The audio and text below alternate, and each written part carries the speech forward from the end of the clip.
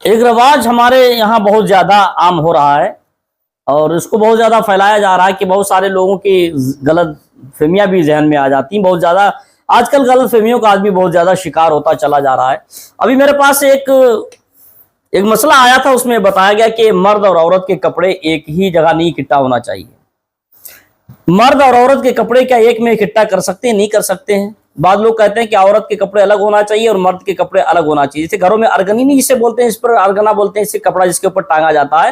پہلے کے زمانے میں زیادہ ہوتی تھی، اب تو طرح طرح کی چیزیں پیدا ہو چکی ہیں، اب تو کم ہے ارگنی، لیکن پھر بھی آج بھی بعض جگہ پر پائی جاتی ہے. تو کہتے ہیں کیا مرد اور عورت کے کپڑے کیا ایک میں ڈال سکتے؟ نہیں ڈال سکتے. ڈالنا چاہیے تو کیا نہیں ڈالنا چاہیے؟ دیکھیے میرے بھائی، پہلی تو بات یہ کہ پاک اور ناپاک کپڑوں کا احتیاط رکھیں. اس کے بعد بہتر تو یہی ہے کہ عورت کے کپڑے الگ ہونا چاہیے، مرد کے کپڑے الگ ہونا چاہیے. اس کی وجہ کیا ہے میں آپ کو ایک بتاتا ہوں کہ میں نے ایک مرتبہ ایک واقعہ دیکھا کہ ایک مولانا صاحب تھے جن کے میاں بیوی ساتھ ساتھ رہا کرتے تھے. ایک دن ایسا ہوا کہ فجر کی نماز پڑھانے کے لیے مولانا صاحب اٹھے اور مرد اور بیوی یعنی اس شوہر اور بیوی کے کپڑے ایک میں ہی پڑے ہوئے تھے، اور مولانا صاحب کا پاجامہ اور ان کی بیوی کی شلوار وہ بھی ایک ہی ارگنی پر، ایک ہی ارگنا پہ پڑے ہوئے تھے.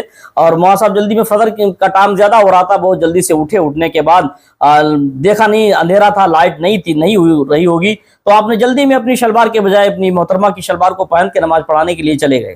اور جیسے ہی وہاں مسجد میں کم روشنی تھی، لائٹ تھی نہیں، جیسے نماز پڑھنے جس اللہ اکبر نیت باندھ کے کھڑے، لائٹ آ گئی تو کیا دیکھا کہ پیچھے سے مقتدیوں نے کہ بیگم کی لال شلوار پہنے ہوئے، تو تمام مقتدی ہنس پڑے اور ان کی نیت ٹوٹ گئی. تو میرے بھائیوں، میرے بتانے اور کہنے کا مقصد صرف یہی ہے کہ میاں اور بیوی کے کپڑے الگ الگ ہی ہونا چاہیے، کیونکہ نہ اگر ایک میں ڈالیں گے تو ہو سکتا ہے کہ ایسا بھی دھوکہ اٹھانا پڑ جائے. تو بہتر ہے کہ میاں بیوی کے کپڑے اپنے اپنے الگ ہی ارگنی پہ ہونا چاہیے، الگ الگ کپڑے ٹانگنا چاہیے، ایک میں کپڑے نہیں رہنا چاہیے. اس کی بہت ساری وجوہاتیں بھی ہو سکتا ہے کہ تم میں پاکی میں زیادہ مہارت حاصل ہو، تمہاری بیوی کو پاکی میں پاک رہنے کی مہارت حاصل نہ ہو، یا تمہاری بیوی کو زیادہ پاکی کے بارے میں جانتی ہو، تم نہ جانتے ہو اتنا. تو ہو سکتا ہے کہ تمہارے کپڑے گندے ہوں اور اس کے کپڑے صاف ہوں، یا اس کے صاف ہوں تمہارے گندے ہوں، تمہارے کپڑے گندے زیادہ ہوں اس کے پاک کم کپڑے ہوں. تو ایسے تو بہتر ہے کہ دونوں کے کپڑے علیحدہ علیحدہ رکھنا چاہیے. بہتر اسی میں ہے اگر کسی نے میاں بیوی نے کپڑے اگر آپس میں ڈال دیے تو کوئی حرام ناجائز نہیں ہو جائے گا، کوئی اس میں فرض واجب میں سے نہیں ہے.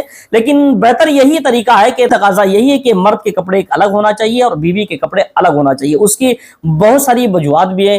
میں نے ایک بزرگ کا قول یہ بھی پڑھا ہے کہ میاں بیوی کے آپس میں کپڑے نیچے دھر کے کپڑے ملنے سے انسان کو نسیان کی بیماری پیدا ہوتی ہے. جیسے بعض لوگ اکثر دیکھا ہوگا کہ ان کے کمر کے نیچے کے کپڑے لوگ اپنے سریانے کو سر کے نیچے رکھ لیتا ہے، کوئی ارگنی ان کی سر کی طرف ہوتی ہے تو پائجامہ یا انڈر ویئر وغیرہ سر کے اوپر ٹانگ لیتے. تو اس سے میرے بزرگوں نے لکھا ہے کہ اس میں بیماری پیدا ہوتی ہے، نسیان کی بیماری اس سے پیدا ہوتی ہے.